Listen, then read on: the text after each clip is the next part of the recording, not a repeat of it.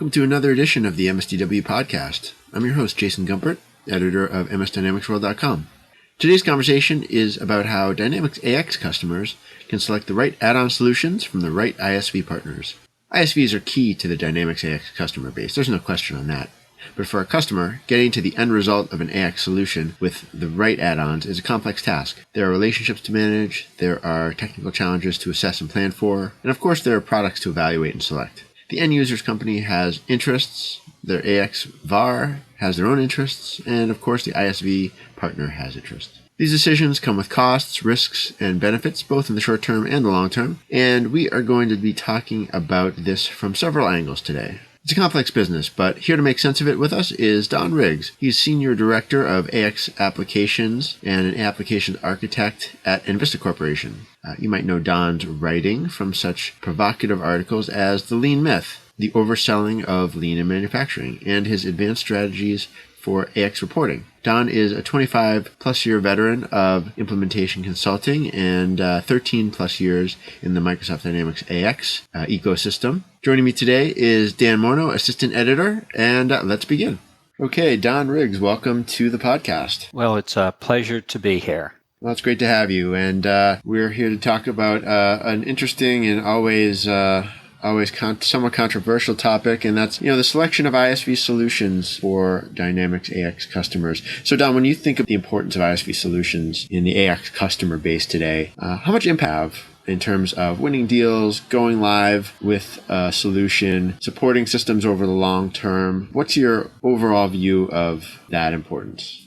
Well, my overall view, and first thing, let me qualify myself, is that I'm responsible for enVista for the selection and maintaining of all of the third-party relationships or ISV partners for enVista. And of course, I've been working with ISV, and in fact, I was an ISV at one point in time before the company was acquired by enVista. So effectively, what I think really the problem is people pick an ISV product a lot of times as an afterthought. And I don't think they do their proper due diligence. And it's been my experience that somewhere upwards of 60% of ISV products purchased either never get implemented or never fulfill their promise. And I base that on the fact that I've done a lot of what's called rescues. And what we find many times is one of the things we end up doing is actually taking out the ISV product. So there's something flawed about how people go about selecting these products. And I think I can identify some of those things, but that's been my observations. So a rescue, can you define that a little more, what that typically looks like? Sure. What that typically looks like is, let's say there is an implementation that's gotten in trouble, whether that's financial trouble, or they've lost their way, or for some reason, let's say that cooperative effort between partner and customer becomes untenable. And you've got the same consideration with upgrades. A lot of times we'll come in and do an upgrade of the system. And really what it boils down to is that we'll many times come in and help in those situations. So that gives me kind of a unique perspective on some of these types of things by identifying many times what went wrong. So removing add-on solutions that were purchased from ISVs as part of a larger AX solution is oftentimes maybe, let's say, is that part of the fix for companies where their solution is in trouble and in need of a rescue. What does that typically signify when you are, let's say, pulling out a component that was purchased and installed in addition to, next to, within AX? Is it a matter of looking to accomplish the things that add-on did some other way, or is it oftentimes putting that part aside? Yeah, it is many times, because a lot of times it wasn't needed in the first place. And so what that, I think, illustrates is a flawed process on the front end. And what that really boils down to, and really I want to talk about how to select a good partner, but let's at least get the underlying reasons on what people aren't doing to make sure they're getting a good partner. Think about it. Many times an ISV product is kind of pretty much added in. It's the point of the process where we haven't really defined 100% of those customer needs at that point in time. And so what it really boils down to is what I'm seeing, it's more like a Me Too type thing. So really what I think people need to do is really understand what this product is going to do for them. And before they commit to it, I think one of the things they've got to see is what are their true requirements in this area. Because just because let's say I have commodities doesn't mean that I need an ISV product. In standard AX, I have things like commodity pricing. It may not address all the needs, but it may be adequate for the needs of that customer. In short, people select products based on a perceived need. And part of the problem is they don't do their due diligence to find out about the quality of the ISV partner. And then also, too, what is truly the business relationship between the AX partner and the ISV partner? Because we take our partnerships with our ISV partners very seriously, and it's a true partnership. And you've written about this topic, this relationship between the ISV partner and the reselling partner, the relationship between the ISV partner and the customer, and then the evaluation, right, of the and the distinction maybe that you would make between the ISV organization and the solution that they sell. Can you talk a little more about that? Exactly. Sure. When we look at an ISV, if you really look at the true purpose in ISV, it is to provide functionality primarily that does not currently exist within AX. So therefore, if we truly don't do a good job of that, and let's say we put in a change management process for engineering when all they need is a rev logic, we may be actually overselling the capability and what it can do for them and the value that it's going to serve for them. So it really needs to be part of the overall implementation process, not just the overall selling process. And also remember, the more people you get into a process, the more complex that process becomes, particularly when they don't know much about each other. Can you imagine pulling 5 different companies together for a single entity with all kinds of conflicting agendas? Then we also have to merge all that code into a singular cohesive entity without having good, strong partnerships among those 5 parties. I think we can all guess what that kind of outcome usually ends up being.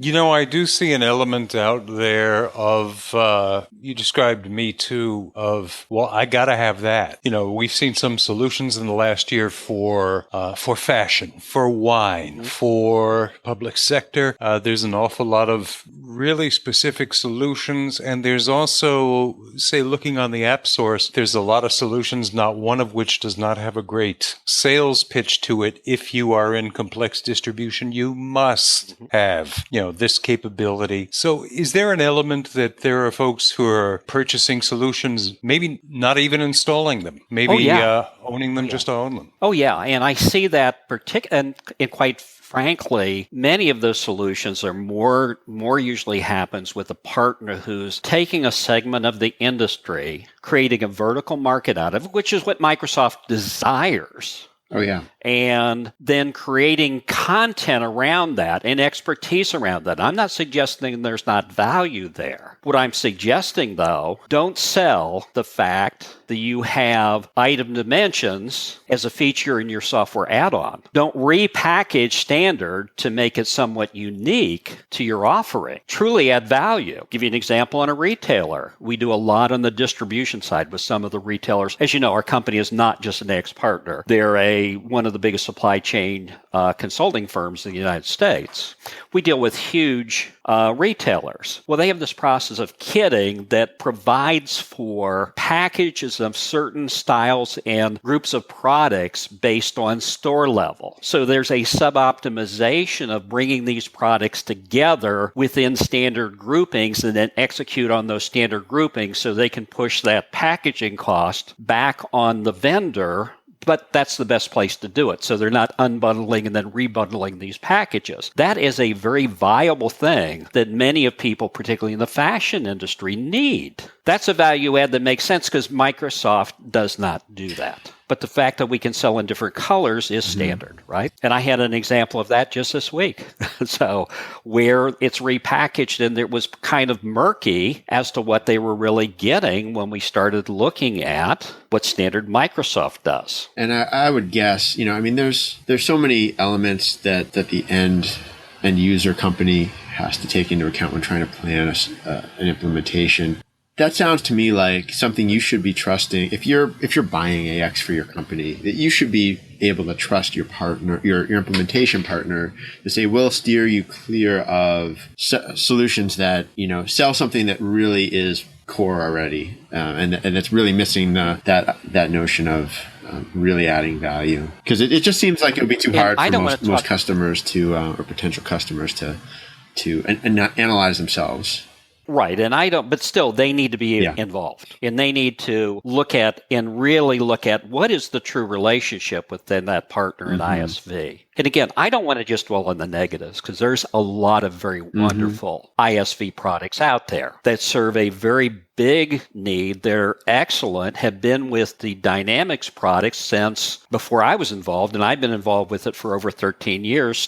I was just at the beginning of 2.5, but most of my experience, we say that I was in the area before there was any work in the United States, but 3.0 is when I really started working with the product. But you take somebody like a Target, they've been around as long as AX was around. So I don't think there's any question of their commitment. And somebody like a Dynaway, they've been around for a long time too, committed to the product. Also, those happen to be two companies based in Denmark. So they have a long history of working with the product. And so I don't want to dwell on the negatives, but the one point I want to make is that we believe that your relationship with your ISV should not be a casual one. It should be a true relationship. And we got this saying called the product of the moment. And I can't begin to tell you how many times I hear somebody say, well, they're in this industry, so let's research the ISVs out there and let's select a product to partner with and never going any farther except presenting them for that sales call. I look at my partner relationship as a strategic relationship. And quite honestly, we benefit greatly because of those relationships. They bring business to us, not we just sell their product.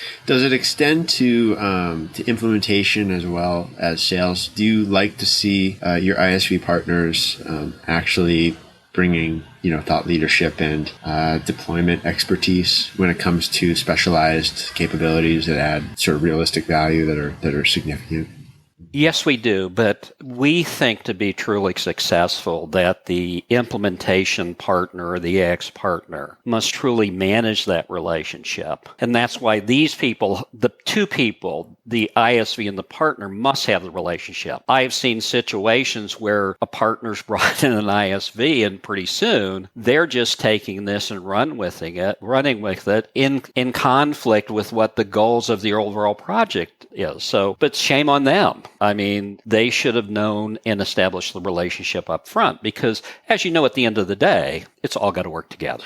And the only thing that's really important is the outcome. Yeah, if you believe a lot of the larger implementers is they have these marvelous ISV relationships, and they've got their own app sources, app stores, web stores, whatever you want to call them. I'm increasingly seeing that from the higher end vendors, particularly the CSPs. And I would suggest to you there's partners that's done a very good job with this. You look at Full Scope. Now, there's a model of a successful company. I'd like to add enVista to that type of profile too, but there's an example that's not only doing a good job developing their own ISV, but also partnering with other people. So I would say if there was a model, that's the kind of company you're looking at. And on the other end of the spectrum, you've got people that are just scrambling to bring things to the table to help them close business. But closing business to me is the starting point. We believe in enVista. That's where the project starts, not where everything ends. So it's implementing it successfully is what we need to be looking at as an industry. Well, I thought we could talk a little more specifically about some of the characteristics of solutions that you would typically call an add-on solution for AX. Not to talk about any one type in particular, but some of the qualities that you think are strong qualities versus maybe warning signs when it comes to adding something into a solution. And I'm thinking, for example, in terms of like integration, are there certain types of either tight integration or loose integration that tend to be better for the customer in the long term? Are there other qualities like that you typically look for when you're evaluating the viability of what your clients are planning to do? Mm-hmm. Well, the first thing that I think the customer needs to be aware of, and the partner needs to make sure too that they're aware of, is there's a difference between in the industry of what people are going to call an interface and what I term integration. An interface means that you can talk to it. There is a technical vehicle that allows you to communicate with that piece of software. An integration means it's out of the box, working in conjunction with AX. Now, from our perspective, since we're kind of experts in this integration area, we many times can go out get the best of breed if we're looking for a new product area. And I'm actually actively looking at a couple product areas right now to add to our offerings. But if you look at that, though, it's very important that the customer understand what the cost of that integration is going to be, because the cost of the integration could exceed by threefold the cost of the product itself. So it's at what level does it communicate is important. And then, things like commitment to the product, because the one thing I don't want to do as a partner is recommend a product and have them 2 years go out of the X business. So I'm looking for longevity and commitment to the X product. Now, it's a lot easier on AX than it is on a lesser product, right? Because it's such a popular and it's based on Microsoft. But you can see what we're looking for. And the other thing, I think a mistake people make is they only look at the product, not the company. I can tell you from my perspective, if I have two products, one better than the other, I will take the better company over the better product. Now, obviously, they have to have similar characteristics and abilities, but the better company is going to suit my needs over the long term than that better product. And better is a relative term, by the way, right? So if we look at features and options, just because something has more features and options doesn't mean it's better. Do clients buy that rationale or buy that viewpoint? No.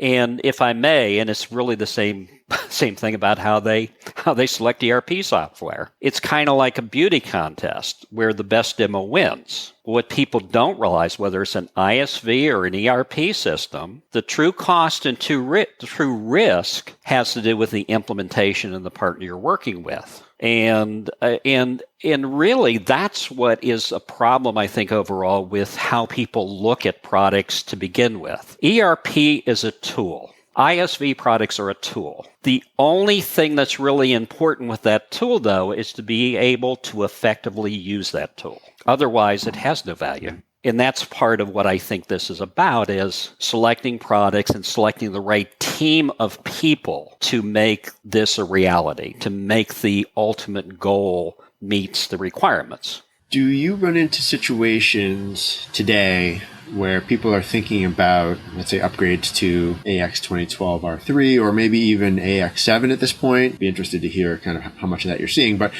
do you see situations where add-ons are causing complications when people are today planning upgrades from their an older version of AX? Sure. And if you really think about any product lifecycle, no matter how early you get into the process, particularly it's been my experience with Microsoft, you have a lot of times from the point you start, let's say in the TAP program, to the initial release, to the acceptance, a lag time within that framework before ISVs truly have their integrations worked out. I'm not saying that what I find typically is the ones that have been here for a long time, very committed to the product, are usually first. The ones that have less commitment or have less time within that market tend to take longer. So don't assume when you get the brand newest version that's not going to come with a set of headaches, particularly around things like integrations.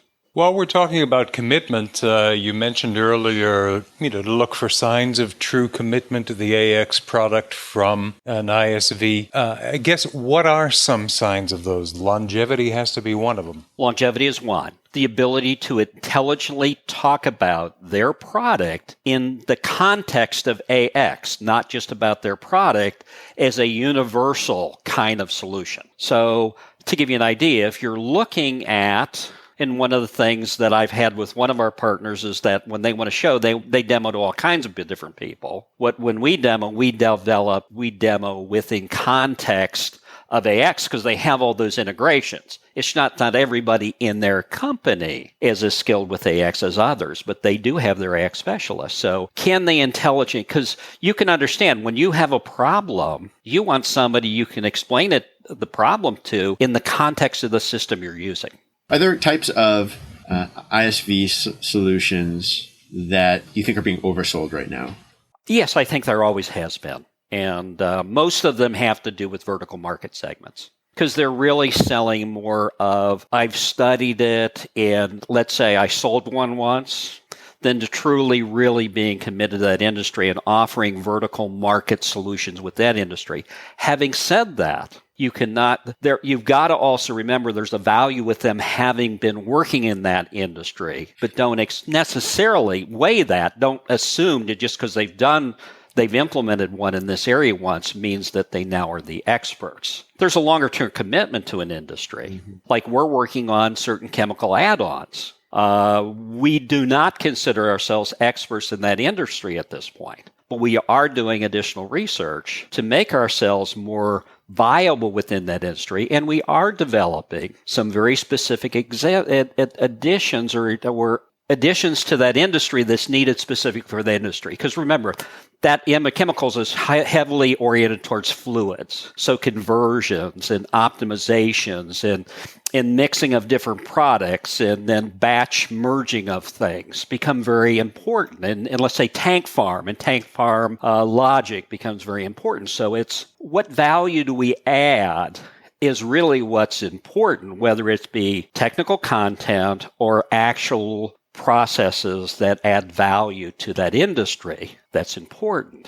So it really is about, so let's classify what types of ISVs we have there. One would be vertical market segments or segment specialties. If it is functionality outside of AX, they can be very valuable. So if somebody comes along and says, let's say I'll give you a perfect example. Look at Full Scope. And I don't want to make this an advertisement just for Full Scope, but I think they're an example that people should look at who's done a good job within their industry. They took a segment and looked at process manufacturing. Then they added on a whole set of things called process distribution.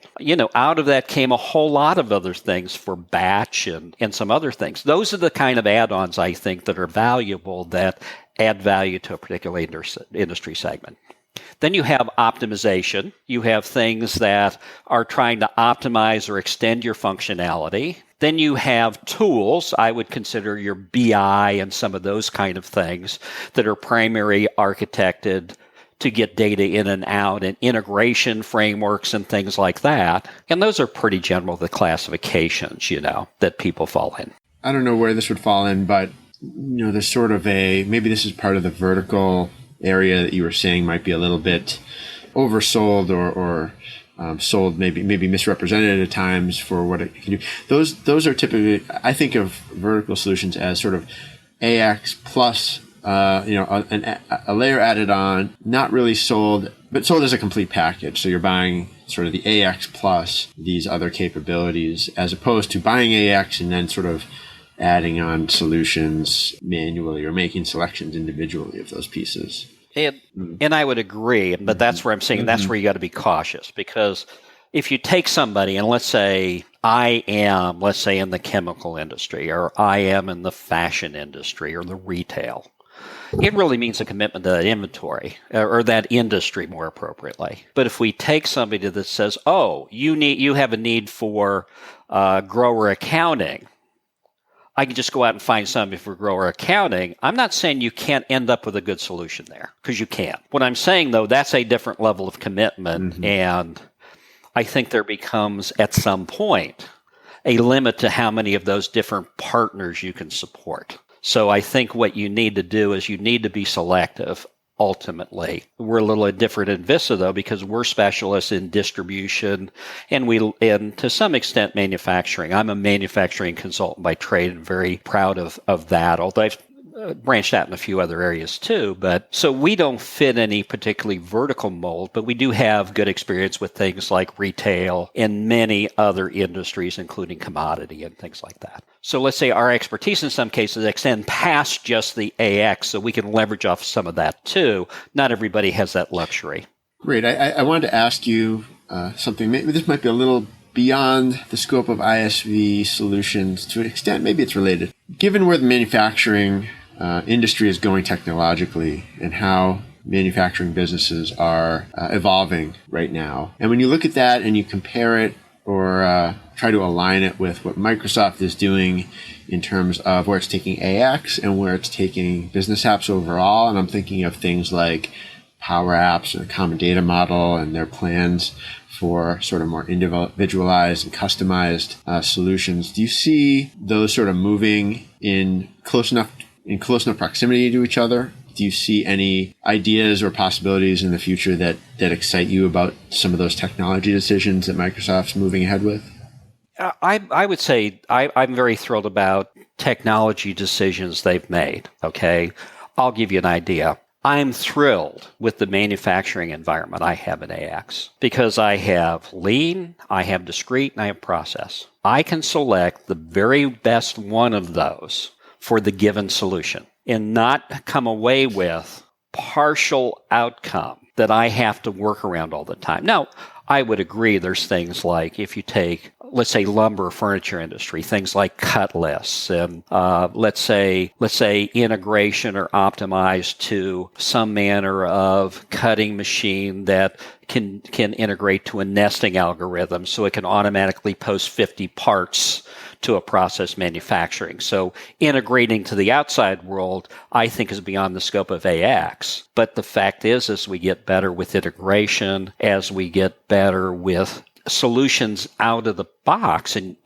we're a big believer that you should use the predominantly AX to drive your decisions within the ERP system and not customize and add-on products until you have to, provided it's meeting all the strategic goals of the company. And then if you're not meeting the strategic goals, and those are the things that make that company special, you do have to accommodate those with either an ISV or, let's say, an enhancement or something like that. And I'm not sure if that was answering the question, but at least those are my observations. Well, that's great. And you touched on there maybe the last question I had for you, which was coming back to if there's AX customers listening and they're thinking about the long term for their solutions, what some of the risks they should be aware of might be that maybe we haven't talked about or that are maybe more directed back to that group. Mm-hmm. Well, my best suggestion to them is to really understand your change management process and really get it down to what is unique about your business. Every company thinks they're special, but I would submit that at least 80% of companies from one industry to the other are the same. It's that 20% that makes you unique and different that you need to accommodate. That's where you need to be looking for a solution cycle, perhaps outside of AX, if you cannot frame it in such a way within AX that you can be successful. But don't take the other 80% and now all of a sudden make a standard outside of AX2. Make AX the standard for the 80% and adapt the company. Take the strategic goals of the company. Make sure they're covered with whatever technological means you need to get there. Because that is what is unique, and that's what the biggest difference.